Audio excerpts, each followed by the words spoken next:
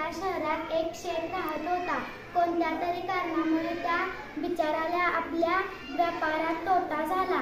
गरिबी आल्यामुळे तो फार दुःखी झाला. या दुःखाला कंटाळून त्याने विचार केला की या जीवनाचा त्याला काय फायदा, त्यापेक्षा आपण मरण पत्करलेले चांगले. असा विचार करून रात्री तो झोपला. तेव्हा त्याच्या स्वप्नात एक संन्यासी आला. त्याने शेठला सांगितले, ऐक शेठ, मरू नकोस. मी तुझे सर्व दुःख दूर करण्यासाठी उद्या सकाळी तुझ्या घरी येईन. तू माझ्या डोक्यात काठीचा प्रहार कर. मी त्याच वेळी सोन्याचा होईल. संन्यासाचे बोलणे ऐकून दुःखी शेठने विचार केला की चला एक वेळ पुन्हा आपले नशीब आजमावून पाहायला काय हरकत आहे. हा विचार करूनच तो सकाळी आपल्या घरी संन्यासाची प्रतीक्षा करू लागला. त्याचा नोकर नाही देखील त्यावेळी त्याच्या जवळच बसला होता. थोड्याच वेळाने त्या संन्यासाला येताना पाहताच शेठने पटकन काठीचा प्रहार त्याच्या डोक्यावर केला आणि पाहता पाहता संन्यासी सोन्याचा बनून खाली पडला. त्याला तेथून उचलून आनंदाने शेठ नाचत आत घेऊन गेला. त्याने नाईला काही रुपये बक्षीस देऊन सांगितले की ही गोष्ट बाहेर कुणालाही सांगू नकोस. नाई आपल्या घरी जाऊन विचार करू लागला की हे संन्यासी फिरताना जर त्यांच्या डोक्यावर काठी मारली तर ते सर्वच सोन्याचे होतील आणि मी श्रीमंत होईल. मग काय, सकाळ झाल्यावर त्याने एक मोठी काठी घेतली आणि संन्यासांना शोधायला निघाला. एक काठी ठिकाणी खूप सारे भिक्षुक थांबले होते. त्यांना नाईने आपल्या घरी येण्याचे आमंत्रण दिले. जसे ते जेवणासाठी घरी आले तसे नाई अगोदरच दारात काठी घेऊन बसला होता. ते संन्यासी नाईच्या फसव्या गोष्टीमध्ये फसून दुसरे कुठे न जाता अगोदर त्याच्या घरी आले. मग काय, जसे जसे साधू आत येऊ लागले तसे तसे नाई क्रमाने त्यांच्या डोक्यावर काठी मारत गेला. त्यामध्ये कुणी मेले, कुणी गंभीर जखमी झाले. ही गोष्ट राजाच्या पोलिसांपर्यंत पोहोचली. त्यांनी नाईला बंदिस्त केले आणि बरोबर साधूंच्या प्रेतांना आणि जखमी साधूंना घेऊन राजाकडे पोहोचले. राजाने नाईला विचारले, तू हे पाप का केले? नाईला राजा शेठजीची सर्व हकीकत सांगितली. ते ऐकून राजाने शेठला बोलावून त्याबद्दल विचारले. तेव्हा शेठला आपल्या पडलेले स्वप्न राजाला सांगितले.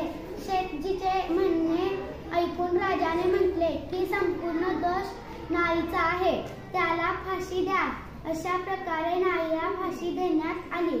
म्हणूनच म्हटले आहे, जे योग्य प्रकारे पाहिले व ऐकले नसे ते करू नये. जसे नाईने केले आणि मृत्युमुखी पडला. प्रामाणिक सेनापती. श्रीवन नावाचे एक सदाहरित सुंदर जंगल होते. तेथील केसरी नावाच्या वनराज सिंहाने आपले राज्य अगदी आदर्श ठेवले होते. त्याच्या राज्यात सर्व कारभार कुशलतेने चालत असे. वनराज नेहमी आपल्या राज्यात नवीन सुधारणा करत असत. जे चांगले घडते त्याला नेहमी प्रोत्साहन देत, जे वाईट त्याला कठोर शिक्षा. त्यांच्या राज्यात नियम, कायदा, अटी आणि प्रामाणिक मेहनत यास फार मोठे स्थान होते. ही चौकट आजपर्यंत कुणीही मोडली नव्हती. त्यामुळे राजा आणि प्रजा दोघेही सुखी होते. तसेच या राज्यात समान कायदा